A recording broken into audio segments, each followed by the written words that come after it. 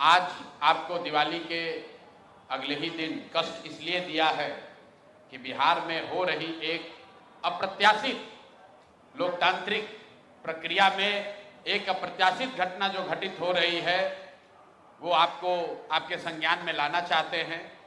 अभी तक पिछले कुछ वर्षों में हम लोगों ने इस देश में देखा है कि जो लोग नए दल, छोटे दल या कई जगहों पर तो बड़े दल भी जब चुनाव जीत कर आते हैं तो उनके विधायकों की खरीद फरोख्त होती है।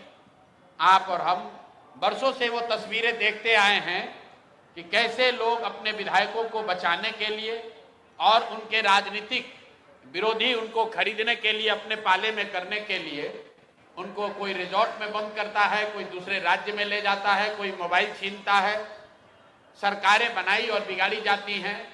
और पिछले कुछ वर्षों में भारतीय जनता पार्टी की एक छवि बनी है कि चुनाव कोई भी जीते, सरकार यही लोग बनाएंगे। अब बिहार में इन्होंने एक नया प्रयोग, नया अभियान शुरू किया है। बिहार में 3 वर्षों तक जन सुराज को वोट कटवा पार्टी बताने वाले भारतीय जनता पार्टी ये कहने वाले कि इनकी कोई वजूद नहीं है। इनकी हालत देखिए। चुनाव की प्रक्रिया शुरू हुई है और सबसे ज्यादा अगर डर किसी को लग रहा है तो वो एनडीए के, भाजपा के लोगों को लग रहा है।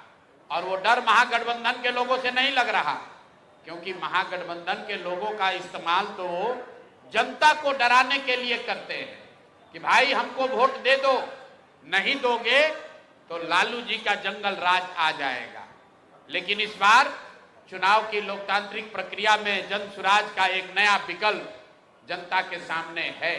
और जो बात मैं पिछले 2 बरस से गांव-गांव जाकर मैंने बताया है कि जन सुराज का सबसे बड़ा असर ये है कि सबसे बड़ा योगदान ये है कि 30 वर्षों से चल रही बंधुआ मजदूरी, लोगों की मजबूरी, जहां लालू जी के डर से भाजपा नीतीश और भाजपा के डर से लालू जी को आपको वोट देना पड़ता है, उस राजनीतिक बंधुआ मजदूरी को खत्म करने का रास्ते का नाम है जन सुराज। और इसकी वानगी आप देखिए। यहाँ का एक क्षेत्र, अभी आपने खबर सुनी होगी कि पिछले 4-5 दिनों में 3 जन सुराज के घोषित उम्मीदवार जिन्होंने नामांकन किया या जो लोग नामांकन करने गए, उन लोगों को नामांकन नहीं करने दिया गया या नामांकन किया तो उससे उनका नामांकन विड्रॉ कराया गया है।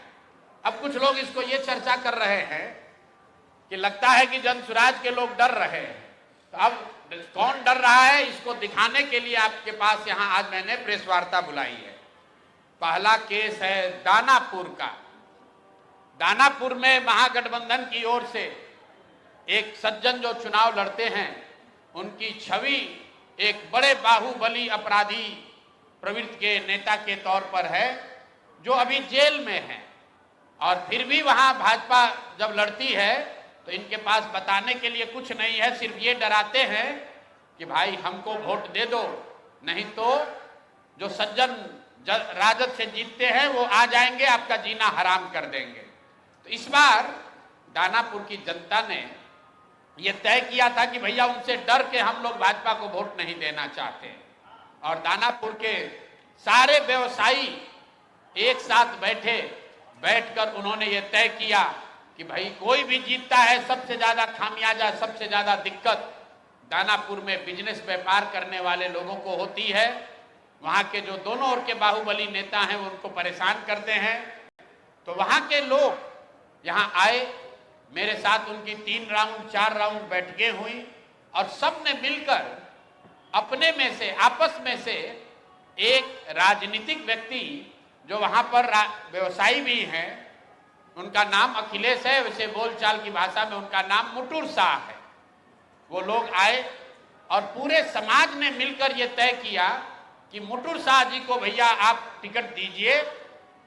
तो हम लोग इन रीतलाल यादव के डर से भाजपा को और भाजपा के डर से रीतलाल यादव को जो वोट देने की व्यवस्था बनी है, इससे हम लोग निकल सके। रीतलाल यादव जी को टिकट पार्टी ने दिया। रीतलाल यादव जी जब यहां से गए हैं टिकट लेकर, मैं आपको उसका चित्र जारी कर रहा हूं। ये मुटुर शाह का, ये मुटुर शाह हैं जो मनोज भारती जी के हाथ से यहां से सिंबल लेकर गए, और ये साहब सिंबल लेकर तो गए लेकिन वहां पर निर्वाचन के ऑफिस तक नहीं पहुंच सके। ये कहां गए? पूरे दिन तक मीडिया में अफवाह चलता रहा और भाजपा वाले ये बताते रहे कि रीतलाल यादव ने, उनके गुंडों ने, राजद के गुंडों ने जनसुराज के उम्मीदवार को बंधक बना लिया है। तो अब मैं आपको वो चित्र दिखा रहा हूं कि ये साहब उस दिन मुटुर शाह जी कहां थे। ये देखिए, ये हैं भारत के गृह मंत्री, ये भारत के गृह मंत्री हैं अमित शाह।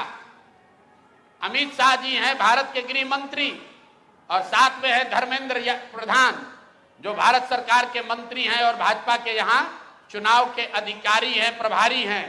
देखिए आप लोग, आचार संहिता की बात होती है, वोटरों को डराने खरीदने पर आचार संहिता लागू है, लेकिन सामने का जो उम्मीदवार है उसको भारत के गृह मंत्री अपने साथ खड़ा किए हुए हैं, पूरे दिन बैठाए हुए हैं ताकि वो नामांकन भी न कर सके। ये है भाजपा के चाल चरित्र चेहरा।